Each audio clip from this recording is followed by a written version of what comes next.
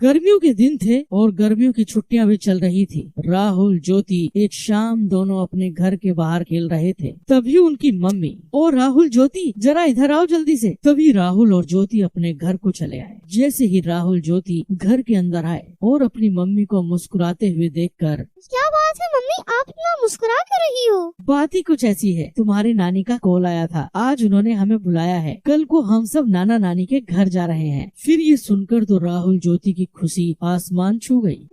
चलो पैकिंग शुरू कर देते हैं, नाना नानी के गांव चलते हैं और एंजॉय करते हैं। फिर क्या, दूसरे दिन सुबह सब लोग जल्दी नाना नानी के गांव के लिए निकल पड़े। राहुल ज्योति का नानी का घर काफी खूबसूरत और छोटा सा गांव था, जहां सब खेती बाड़ी करते थे और प्यार से रहते थे। राहुल ज्योति जैसे ही नाना नानी के घर पहुंचे तो उनके स्वागत के लिए नाना नानी तैयार खड़े थे। राहुल ज्योति को नाना नानी बोले, राहुल ज्योति आ जाओ, हमारे पास को आ जाओ। फिर राहुल और ज्योति नाना नानी के पास जाकर उनसे लिपट गए। फिर खास नाना नानी की बनाई हुई स्वादिष्ट खाना खाकर राहुल ज्योति ने थोड़ी देर आराम किया और फिर दोनों अपने नाना नानी हाल का मजा लूटने के लिए तैयार हो गए। ये लो, तुम दोनों के लिए मैंने खास इमली का रस बनाया है, इसे जल्दी से पी लो, इसे गर्मी में पिया जाता है। नानी की बनाई हुई इमली का रस पीकर तो राहुल ज्योति एकदम तरोताजा हो गए। फिर नानी जी ने आम के पेड़ पर एक बड़ा सा झूला टांगा। राहुल ज्योति झूले पर बैठ गए और झूला झूलते झूलते हवा में बातें करने लग गए और फिर नाना जी के साथ घूमने चले गए। और फिर रात हो गई। फिर राहुल ज्योति नानी जी के साथ रात के खाने के लिए फिर घूमकर घर लौट आए।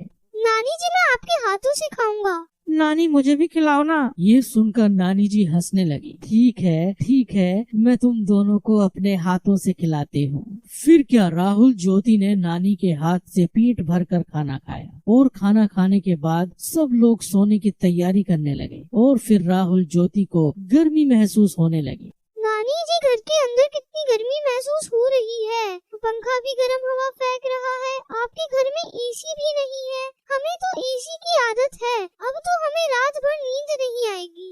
यह सुनकर नाना नानी के साथ सब लोग हंसने लगे। यह देखकर राहुल और ज्योति ज्यादा कंफ्यूज हो गए। आप सब हंस क्यों रहे हो? हमने कुछ गलत कह दिया क्या? ना बेटा ना, तुमने कुछ गलत नहीं कहा। छोटा सा तो हमारा गांव है, हमारे पास एसी कैसे होगा बेटा, लेकिन हमारे पास एक ऐसा एसी जरूर है जो तुम्हारे शहर में नहीं होगा। नानी जी ने फिर जाकर छत पर गद्दे बिछाए और सोने लगे। नानी, हम भी आपके पास सोएंगे। हाँ, तुम दोनों मेरे पास सो जाओ, आओ सो जाओ। फिर क्या, खुले आसमान के नीचे थोड़ी हवा में राहुल और ज्योति आराम से नानी के पास सो गए और नानी से कहानियां सुनते सुनते दोनों को प्यारी नींद आ गई। तो बच्चों, आपने इस वीडियो में देखा राहुल ज्योति का नानी का